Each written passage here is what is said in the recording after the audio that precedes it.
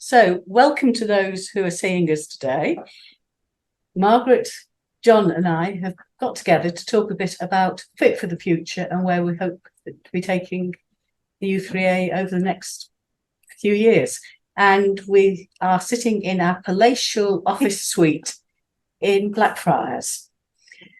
John, how come you got involved in all this Fit for the Future? Well, I have a vested interest. I've been a trustee, a regional trustee in London for almost 6 years. And I know the role of the regional trustee is very extensive because it incorporates the activities on the board that we're required to take judgments on, vote on, etc. And overall, I feel that the time was right for a revision of the governance of the Third Age Trust to make it, as our title says, fit for the future.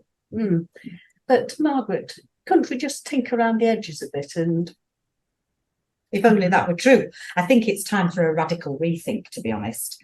I think the trust has grown a lot over recent years, and the things that we need it to do have changed. And so I think it's important that we are reflecting that by providing, in effect, two different means of governance. The board, which will be a slightly different one ultimately, and some kind of representative council or body, which gives u3as a better voice and a clearer way to get its feelings heard. And I hope and believe that that's the way that we're going to go with this project.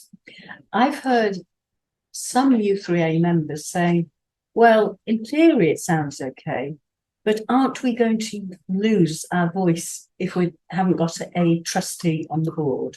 I don't know what you think, John. I think. Well, the channels will be there. The board, which we're in the early stages of discussing, will be a board which will have the appropriate skills that are required to run an organisation of our size. £3 million turnover, 400,000 members, all stakeholders. We really need to be a well-run charity. This will enable the regional trustees to engage more with the u3as in their region and their nation, and become more of the voice that will bring the issues to the board for us to respond. Yes, and I hope that by doing it differently, we'll provide an easier forum for them to actually say what they need to say. And that because we will be able to operate slightly differently, we may be able to encourage a wider group of people to be elected to that body ultimately and bring their voices more readily than they can at the moment. Some people don't really want the whole responsibility of being a trustee and a director of the Third Age Trust. They're more interested in representing their members and their u3as. And I think that's what this is going to help happen ultimately. So with the proposed council, the hope would be that it will become much more of a representative body. It would be a clearer conduit for hearing the voice of u3a members and in ensuring that u3a members were heard, and hopefully what was needed was provided or enabled. I think so. And I think that any worry that people may have about there being less communication between the board and that representative council, we can overcome that by putting into place systems so that people can be represented on both bodies and communication channels can be put in place so that that isn't an issue. It actually helps things to be run more efficiently and for people to have their voices heard. Now, when we talk about the board, at the moment, the board's made up of representatives, one from each of the regions and nations. Yeah. What we've been talking about is potentially a smaller board, but people who've got relevant experience to ensure that we stay legal. Do you see that as being problematic in terms of representation, John? No, because the conduits will be there. The channels would be there for the regional and national representatives to bring the communications from the members, from the member u3as to the board, and it will be more focused on the strategy, on the running of the business, the board will be, and we will hopefully recruit or we'll have volunteers come forward with the requisite skills that the Charities Commission defines should be on the board, and the Companies House. Don't forget that Third Age Trust is actually a company, and there are more and more items of legislation since the major controversies with charities some years ago. There's much more legislation. The role of the trustees at the moment is very widespread, and they're expected to be all things to all people. So, Margaret, if you've got your glass globe out, Yes.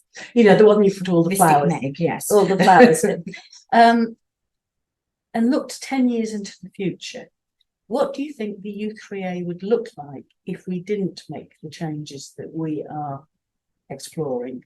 Well, I think one of the things that we would have a great deal of difficulty in doing is continuing to recruit regional trustees. We only have to look at how things have been in these last few months, trying to get a full board together. People look at the role of regional trustee and it's not something that they want to do. So if you make it a different role, you will hopefully make it more appealing, because it will take away some of the legal requirements and put that in a smaller board. And also you have to understand that when people look at what a regional trustee is without much knowledge, they believe them to be representatives of the people in the region. And in effect, their actual loyalty is to the board primarily. So regional trustees are quite torn and have, you know, very divided loyalties. Their region have voted them in, but not necessarily to be their representatives, which is quite contrary.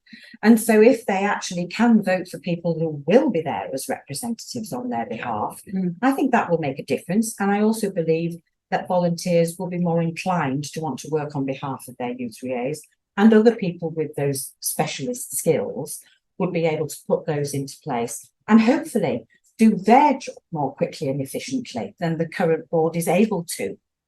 So basically, if we don't make changes, the chances are we're going to find that we've got fewer and fewer people who are willing to take those responsibilities. I suspect. And that could, in the final analysis, lead to the demise of Of the trust. Of It the could be a trust. crisis, yes.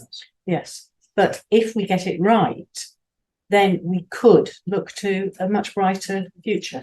Yes, that's true. The opportunities are there for an organisation of our sort to grow. At the moment, we are suffering from the roles being too diverse, too overbearing for people to come forward. They're all working very hard in their u3as, and they're quite happy to develop their u3as, but they don't see the need for the organisation to be a truly national and possibly even an international body in the future. And yet the offer, as perceived by the trio of gentlemen who set up the u3a, is just as relevant today as it always has been for the older generation of not so old generation of members. Well, thank you very much for that conversation, and I hope that whoever is listening and watching this film will feel that they've got some more sense of what we're talking about when we're talking about our Fit for the Future agenda, and also will have more idea of what the u3a office actually looks like rather than what they may think it looks like. Thank you.